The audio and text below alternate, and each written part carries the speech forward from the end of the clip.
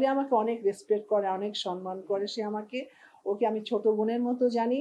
ও হেরে গেছে, আসলে আমি খুব দুঃখিত। ও খুব অনেক খেটেছে মাঠ পর্যায়ে, কিন্তু অনেক খেটেছে, অনেক খেটেছে, অনেক পরিশ্রম করেছে পলি।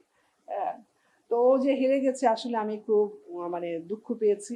নতুনদের জন্য কিন্তু আমি দুঃখ পেয়েছি যে উনি কিন্তু কেন মনে করেন যে আমাদেরকে মনে করেন যে অসম্মানিত করবে এভাবে।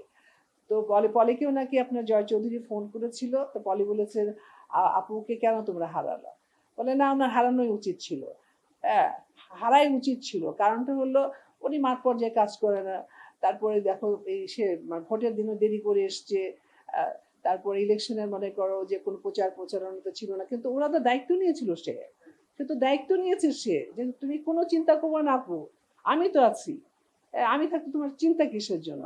কোথায় টাকা দিতে হবে, কোথায় কি দিতে হবে, তোমাকে কিভাবে জিতাতে হবে, আমি তো আছি। হ্যাঁ, তারপরে নাকি বলেছে সে উনি রেস্টে থাক। আমি কি ওখানে চাকরি করতাম? শিল্পী সমিতিতে টাকা পেতাম আমি? সে এভাবে বলে, বলেন তো দেখি।